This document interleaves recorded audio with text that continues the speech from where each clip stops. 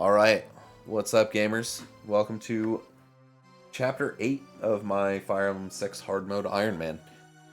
This chapter, I have to say, I think is pretty easy. You can make it hard for yourself if you don't move quickly throughout the map, but I don't know, I mean, the first hallways are just like these empty long stretches where you gotta just rip your guys all the way down, and just takes a lot of turns to not do much. There's not too many enemies and shit. Then things do get a little hairy in the center middle as you're starting to pivot right toward the end of the castle, and then they can get a little scary at the bottom of the map as well. There's some reinforcements that come out, and if you're not prepared for them, they could do some work on you. There's also a Killer Lance Knight and a Horse Slayer Knight in this chapter that you have to be aware of. I knew that going in for sure. I've played this game so many times. I was like, alright, I'm ready for this. Like, no problem. We're gonna fucking play around those guys. And it was very easy. So, if you skip Chapter 7, because honestly, feel free to skip Chapter 7 of this run. It wasn't a great recording, just the tail end. But I did promote Rucker. I got him to level 17 using an Iron Sword on the Chapter 7 boss over and over and over again. He just kept popping off in strength, and I felt motivated to level him up. He also capped skill and speed, as predicted. So now I just have a superpowered Rucker, and he's going to change the run dramatically. At the end of this chapter, we'll also get a Guiding Ring, and a Night Crest, and an Elysian Whip. So we'll be able to promote Fanny, Lance, and Clarine as well. So, Rucker and Clarine, and honestly Lance as well, but especially Rucker and Clarine are going to define this run. I've mentioned it before, but in case you didn't hear me or this is your first time watching the run, basically because they're support partners, they're going to have infinite avoid with their massive speed stats, and in Clarine's case also a massive luck stat.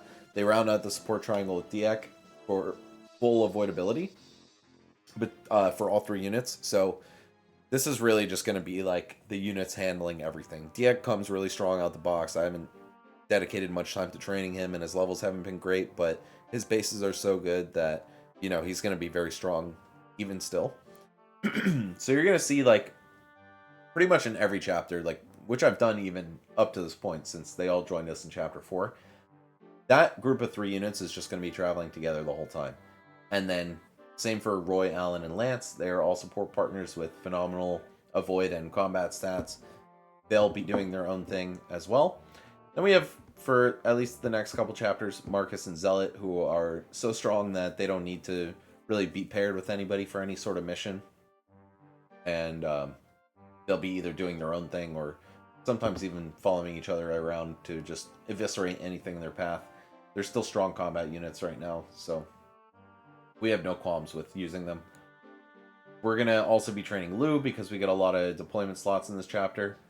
I want to end my turn with Zealot on this wall. Not really because I even care about distracting this archer from Lilina, but just to get a kill and get him out of the way so we don't have to worry about him later when we're actually in his part of the map. It's one less thing to deal with. Now, these soldiers over here, I'm baiting out with our Cavaliers. Gonna get them in support range of each other as well for even better combat. That'll be light work. Soldiers are pretty much always just completely free, but they can do a lot of damage low-key. So I check right there, that's the Horse Slayer Knight. I notice he has a chest key. I don't remember if I even steal it, but yeah, basically that guy just checks you for rushing forward with your Cavaliers, because with how big the map is, it's like, oh, well, you know, man, like, I want to use my high move units and send them all the way forward. Horse Slayer Knight is here to cuck you. So my Lance actually ends up taking a shitload of damage on that turn.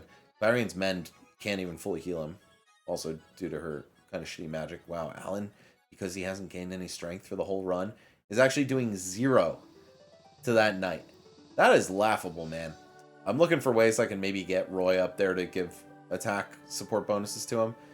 And I'm quickly realizing there's just no way I can one-round this knight unless I chip him while Lance is in support range.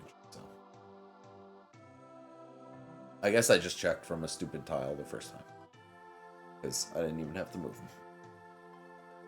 Alright, so we're just moving right along. Again, this is a very long and fucking tedious chapter, so making my way through a very long castle. I have Marcus spend an extra turn on the stupid archer for some reason. I really didn't have to do that. I could have moved him 5 spaces up, or 4, and had him just be closer to the army while still 2-ranging this guy over the wall. But I guess I just didn't care enough to do that.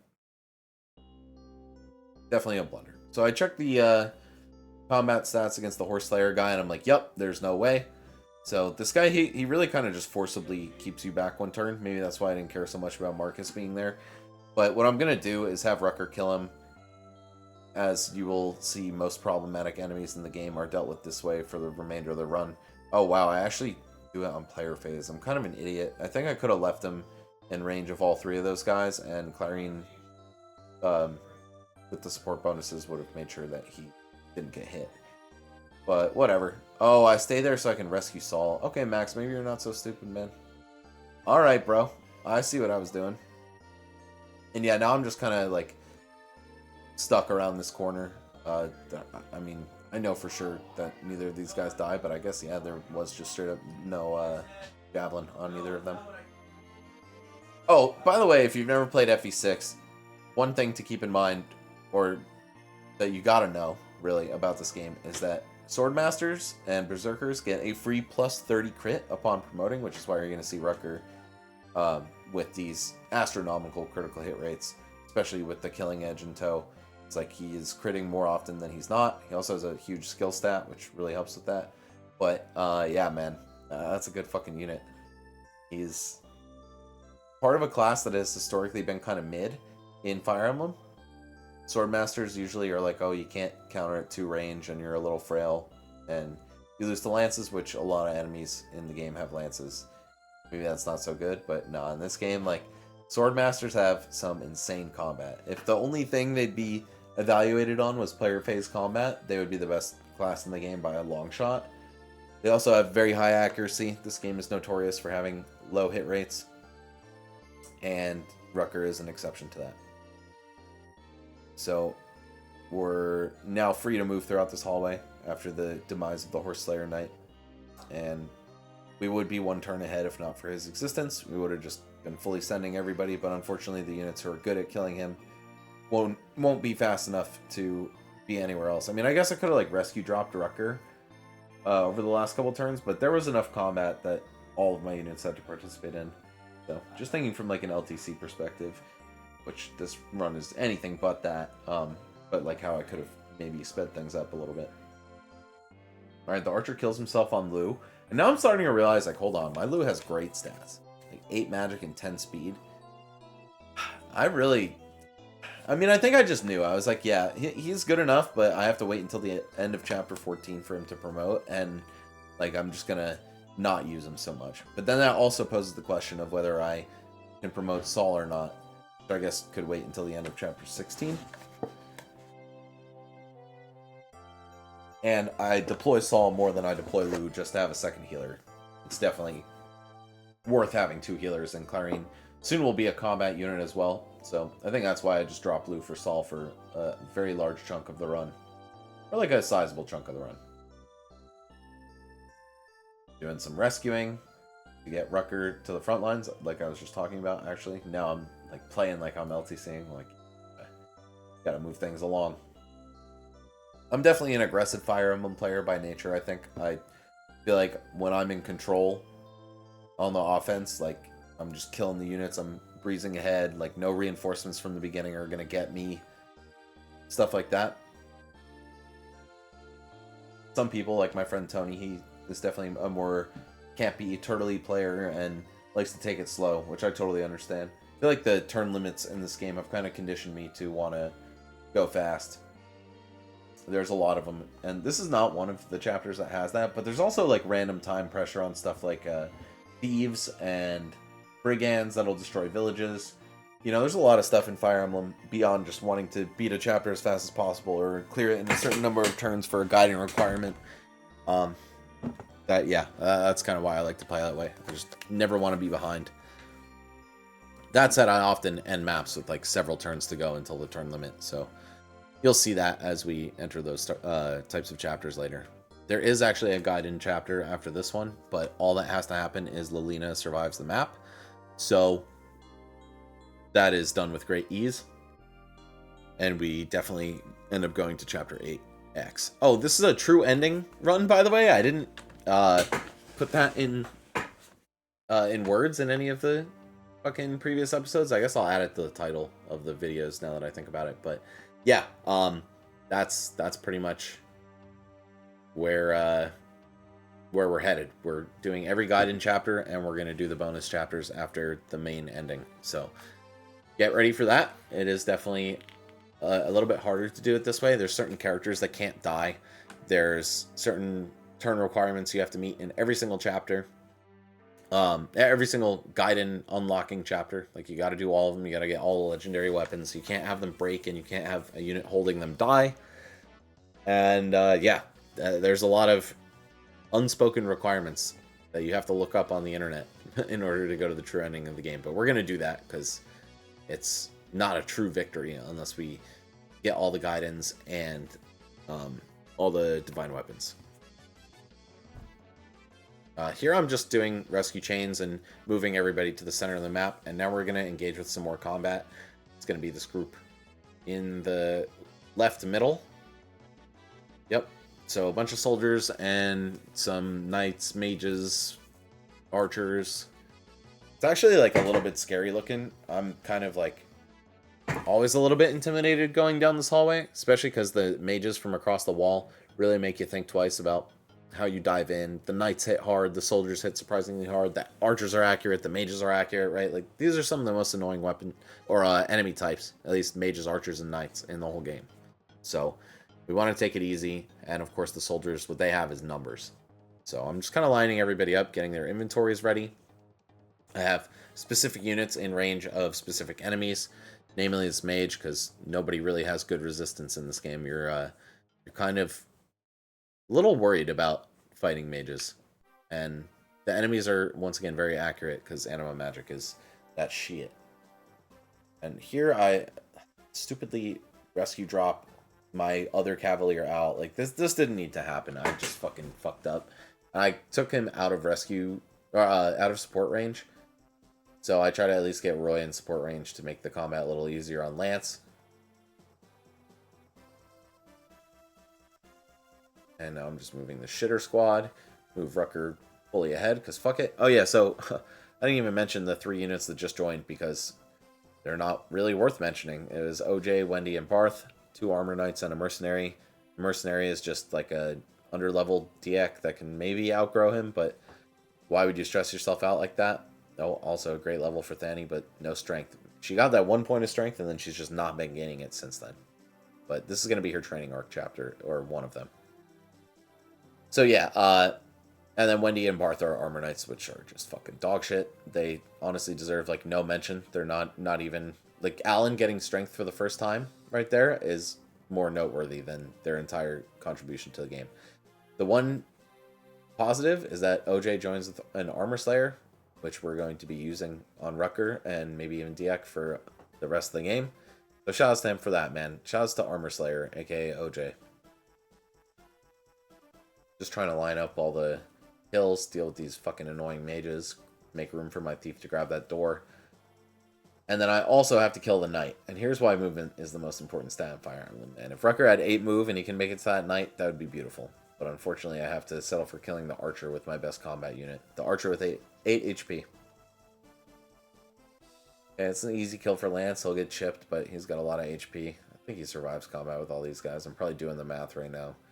And then I'm realizing, oh shit, even though my Lance has gained so much offense, his defense is not fucking good.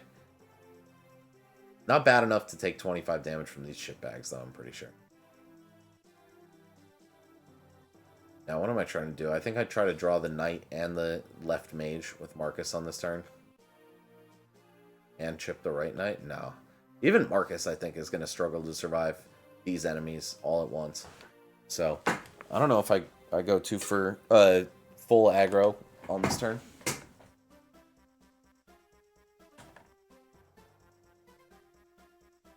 Oh wow, I must have recorded several chapters in this one sitting. This is a 4.5 hour recording. 4 hour, 42 minute recording. Don't worry, it's not all fucking chapter 8.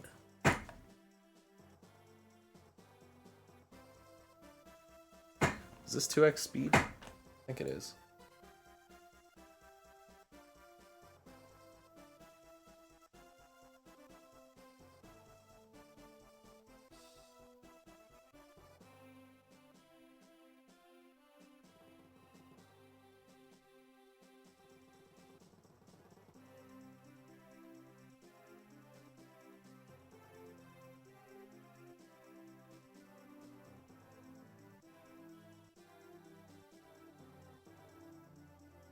Alright, had to mute for a sec, but ended up killing that knight with hand axe into hammer.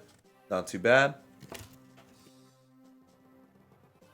And here's Kath, who I forgot to talk to in chapter 6 when she first appeared. But I do not realize that until chapter 12, when I think I'm actually going to recruit her, and then I do not. So now we've got all these annoying-ass mages across the wall. Fucking bastards. And we're gonna try to break through this door into the treasure room, and then gradually make our way to the final stretch of the map. Okay, I got my hand axe paladins ready to go. Open that door. Send my other thief. God bless having 2 thieves in this map. Some rescuing going for my lower movement guys. I realized that I just played myself. Is that Roy? I think she has Roy. Yeah, that's fine. I am just full steam ahead. Fortunately, I have to build Wendy Barth support for a turn because I left them next to each other, and I'm still grinding supports with some of my main units, so I'm like, why'd I do that? Fucking 4-move useless pieces of shit.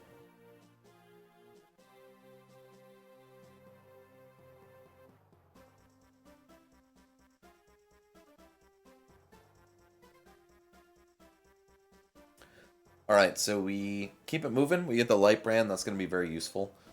Give Rucker or Roy or somebody that can only use swords a 1-2 range option. I'm going to move Clarion down this way just so she doesn't get stuck in the mud.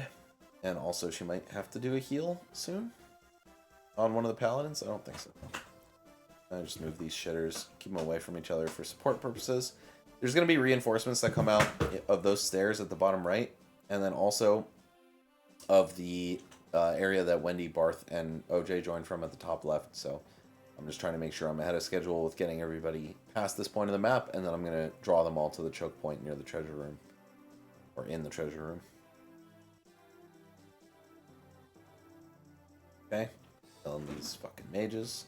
Stupid bitches.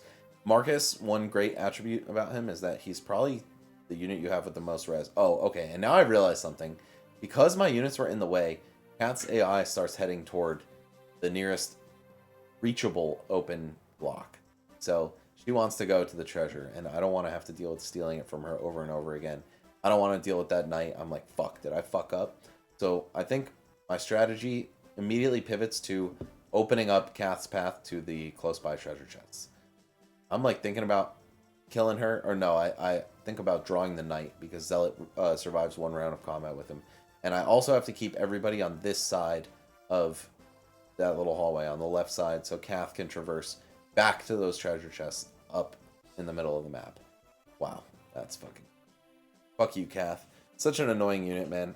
I should have probably just killed her, but I was like, I don't know, what if I lose a thief? And I wanted to recruit everybody if I could, but Sue already died, so I knew I wasn't getting Shin. I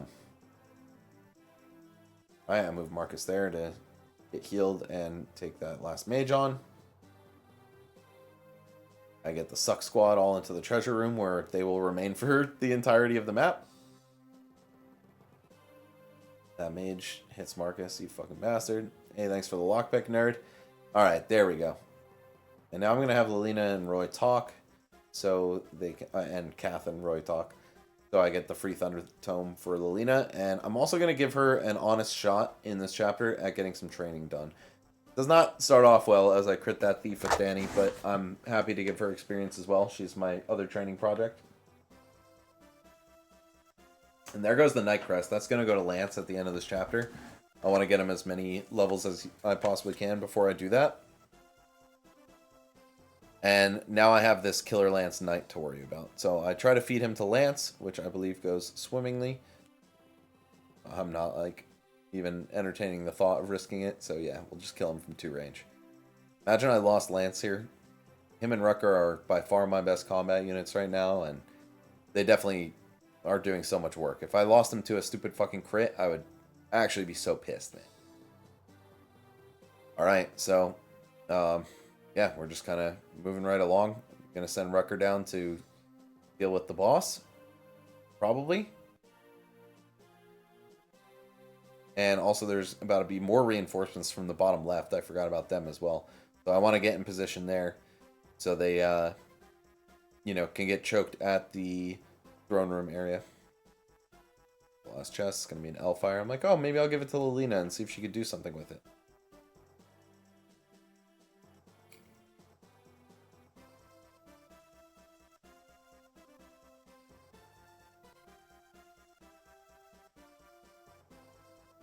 Yeah, not much to say, just moving all my guys.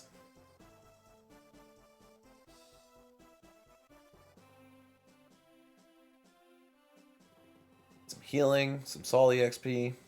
Trying to get Clarine some EXP as well, because she's about to promote at the end of this chapter. My poor Thani got that 1 point of strength and never again.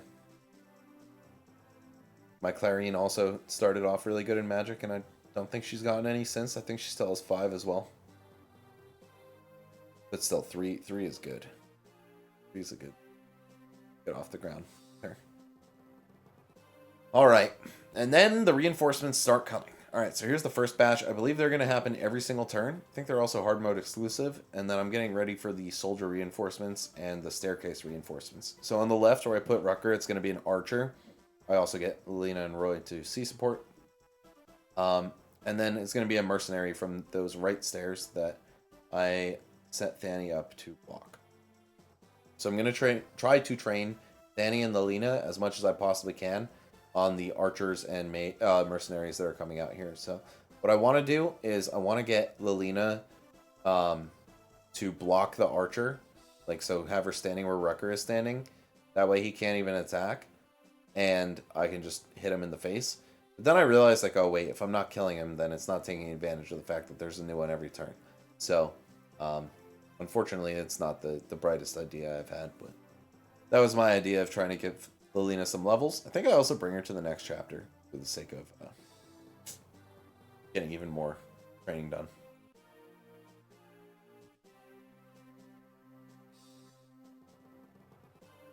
Alright, some Lu chip as well. Yeah, Lu can be part of the training arc. Thani, she gained 1 more strength. She would have won around to that guy. So instead I chip him with Astel. Wow, only 7 damage. Just a tank for a thief. Then I get her a kill. No strength. It's a piece. And I start moving Chad down for some backup thievery as well. OJ, you are going to trade the Armor Slayer to somebody, presumably. I think that's the only reason I'm even using him. Literally, this unit's name is Armor Slayer. I have Rucker kill the first archer just to benefit from the experience. The other one's going to come out next turn. Now I've got Marcus and Zealot ready to deal with these guys. So I think I decided that I'd rather have Marcus do it. I think he's gotten some actually kind of decent level ups so far. And I go over here, heal Astel, get Diak and Clarion supporting. I don't even know if they've reached C rank support by this point. They have not. Another level for Lance. Wow, he's kind of lacking in speed, which is just so funny. Again, like, he's supposed to be the fast one. Alan's supposed to be the strong one, but in this run they were so backwards.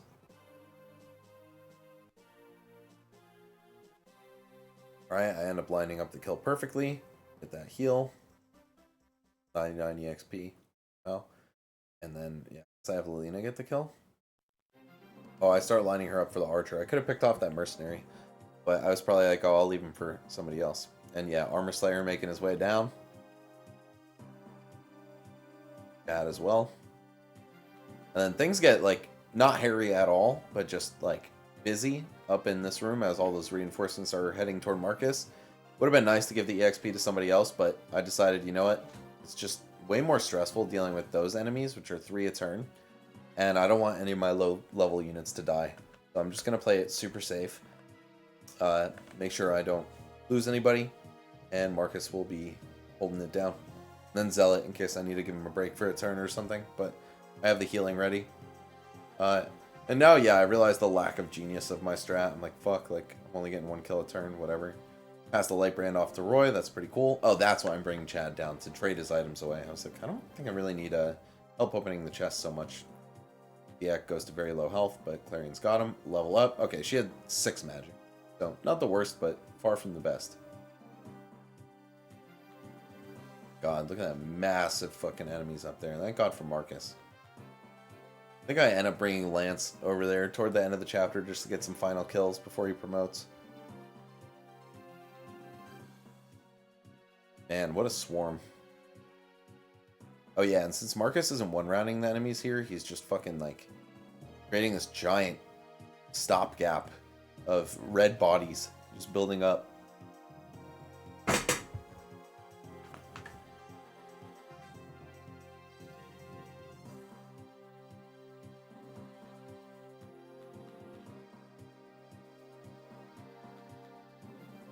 Alright.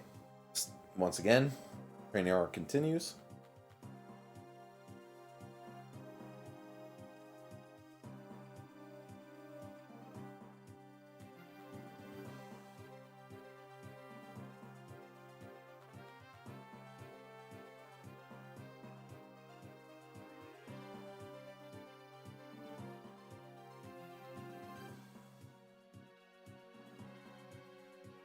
Alright, all these knights and soldiers in the bottom left.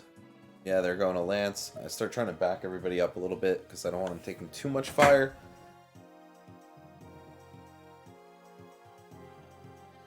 Oh, and I want to get Alan some kills maybe as well.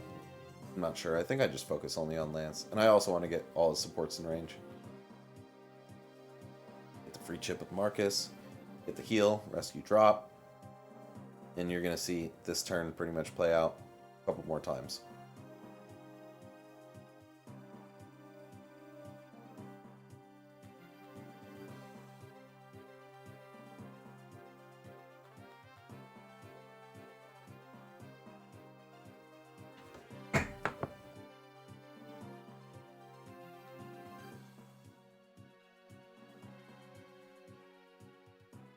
Yeah, I just have Roy finish that guy off because I think I realized the Lilina training project is not going well.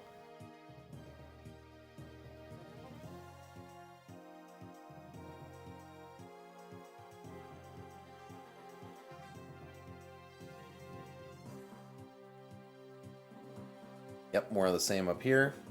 Soldiers, knights, all going for Lance and Alan. They ain't doing shit. I think I chip him with Alan. Yeah, that's what I'm going for because Lance can't one round.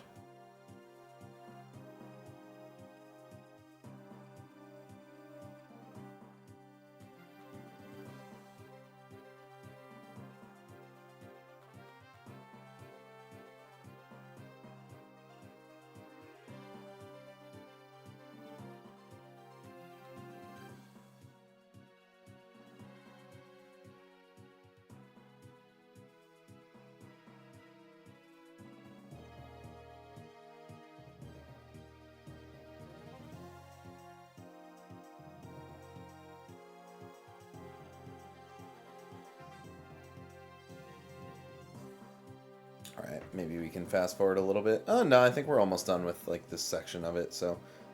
Then we're gonna have some fun training and promotion at the end of this chapter. Trying to get Roy some EXP, too. I think all the guys on the stairs are done. Yeah, support triangle setup. Cool. I'm just realizing how chill everything is at the top, and I think I'm like, okay, maybe you can get Danny a couple kills here, too. Oh, and Lance. Alright, yeah, I'm going for the gold, man. Trying to get all the fucking boys leveled up.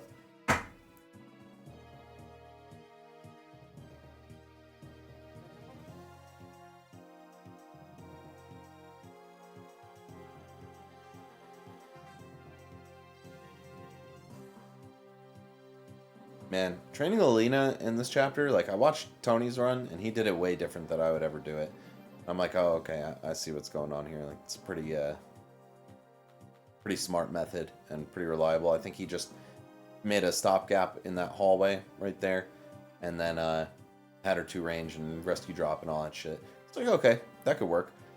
But I think, you know, the prize of it all being that you get to use Lilina afterward is not worth the stress that I was seeing him go through. Or not even the stress, but just like, you know, shit like this. I was like, I don't know. I'll just skip that and maybe get her some levels in 8x. My Lilina, unfortunately, does not end up being great in this run, so I do decide to drop her. Also, you know, I'm kind of glad I did because I didn't feel like I had the deployment slots in almost any chapter that I would want to spend on a unit like that. Like, just an extra killer of random enemies. But she is nice to have, man. She does so much damage. I think, you know, it's if you're going to use her, it is optimal to just dump all your speed wings into her and let her be fast enough to double.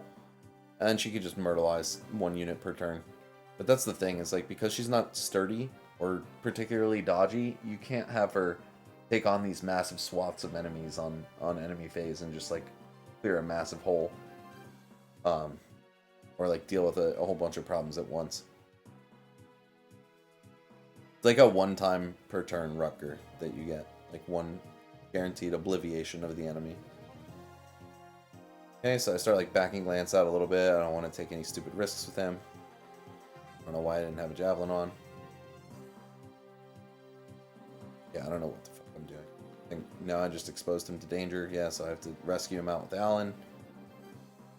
I'm also trying to chip with Danny. Yeah, things get a little complicated up here. Still no strength other than level 1 to level 2.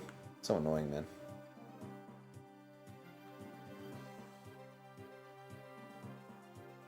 Alright, heal Marcus with the Vulnerary, because I want to keep Danny safe and I don't want to deal with all that rescue bullshit. Okay, so I killed the mercenary, so it's just... Alright. I think Lance is chilling now.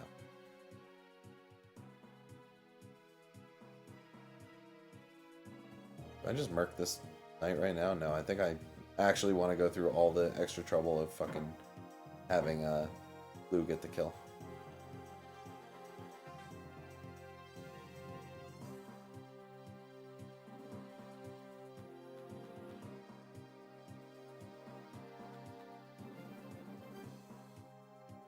More of the same, rescue dropping, but this time with Danny. Kill Marcus. Don't really know why. And I'm like, oh, I think I can handle this. Let me get Alan over here. Support bonus. Clean 1 round.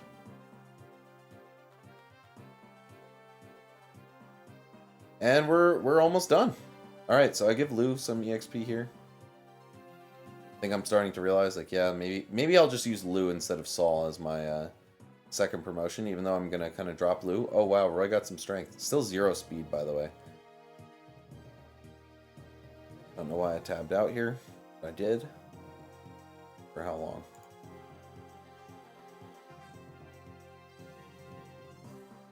Alright, starting to move everyone into position. Dodge some arrows, that's pretty nice. Kill some archers, that's pretty nice. Did I give Alan another kill? Oh man, I keep tabbing out. I think it's because I realized, like, alright, I'm done. Like, let me see what I've been missing during this chapter. And, like, the rest of life.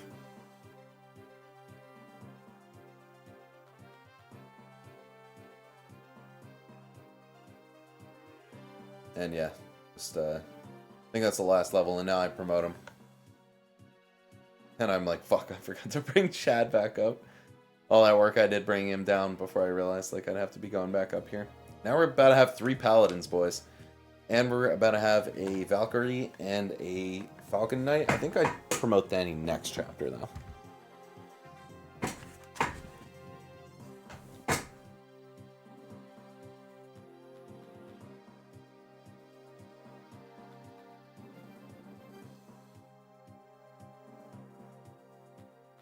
Oh, I'm moving toward Chad. I'm like, what the fuck am I doing? But yeah, we're almost done.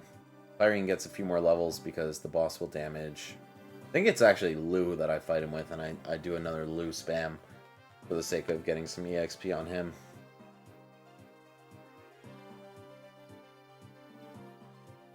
Secret book, yeah. I know who that's going to in a couple chapters.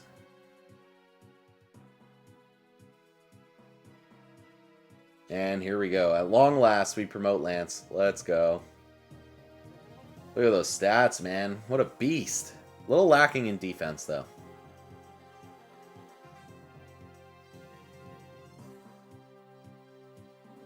I'm like checking his averages. I don't know what the fuck I'm doing.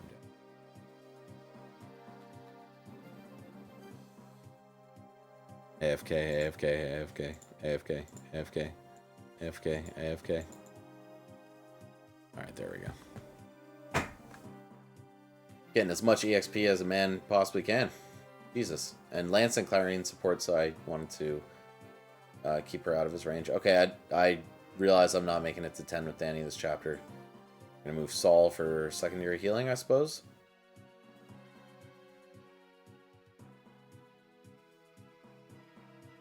I thought for some reason my Astol got hit on the left side. Maybe he did, and I just skipped past it by accident, but I think like a random soldier reinforcement that I wasn't expecting came out and hit him.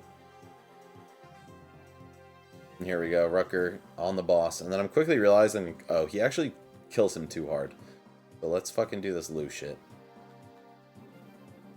And then I think I also realized that Lu survives combat with the guy. So what I start doing after that is letting Lu get hit and then killing him with Clarine. Oh, what a juicy level. God damn. Okay, my Lu's officially official. Yeah. Oh, I trade her the guiding ring. Yep, just trying to save turns later.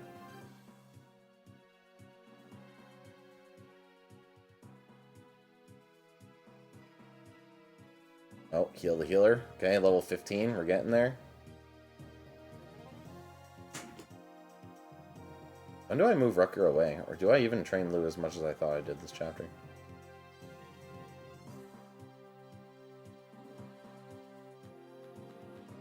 That beautiful Paladin Lance, man. What a beast. Really wish Alan could promote sooner.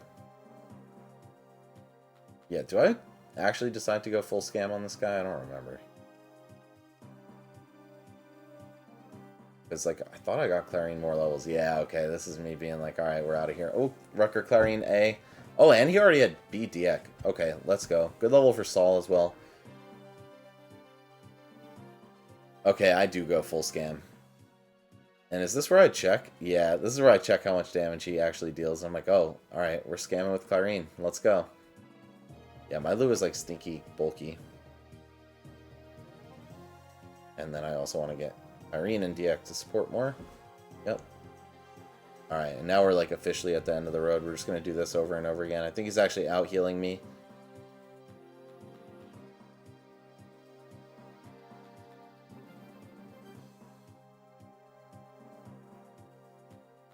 Yeah, this is the EXP machine, baby. And another shame that I don't get 2 guiding rings for so long, because the way that Lu is looking, I'm like, man, I can't wait to promote him. Or, like, he's actually going to be good when he's promoted. First few levels were not crazy. Oh, got one too. I actually think, like, I do this and get mostly shitty Lu level ups. Like the game punishing me for doing a fucking lame-ass strat.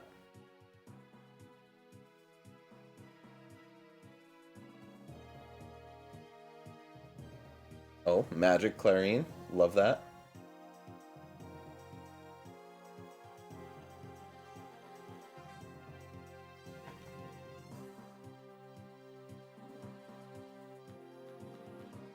Damn, B rank Magic already. That's crazy.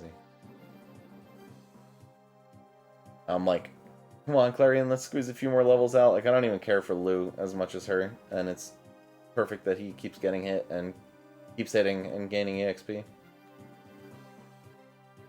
I think I'm, like, willing to do it to the end of my heal staff. Oh my god. Yo, 10 Magic Lu? I don't even think that's, like, crazy above average. It's just definitely good.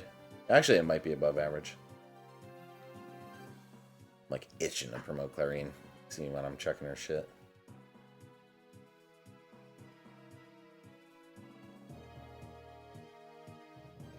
I don't know why I'm using the men's staff. I guess for the 1 extra EXP.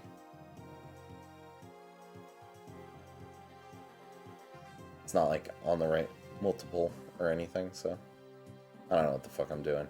Basically, same strat over and over again. Fire, heal, fire, heal.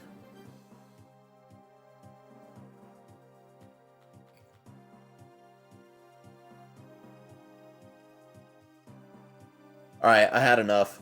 Yeah, just promoter. Alright, so 10 magic at promotion. Like, that's pretty good. She gained 5 points of speed in 16 levels, so that's just about average. And yeah, I mean, like, her luck and speed are just about average as well, and they're supposed to be amazing. So I'm starting to notice, like, that I have the dodgiest unit of all time now, and that I can just kind of scam the game with her and Rucker, as you're going to see me do for the vast majority of every remaining chapter. I'm like, oh, my Lou's pretty good. He's just like, you know, average enough. He's below average in speed, I'm pretty sure, but he still can contribute something. Like, this is a good unit. But unfortunately, it's time for him to hit the bench for a while because, yeah, we're going to not have a guiding ring for a while. All right, so what am I doing here? I'm just, like, checking everyone's inventory and all this bullshit. And, okay, yeah, I cleared. For posterity's sake, there you go. All right, well, GG's. See you next time.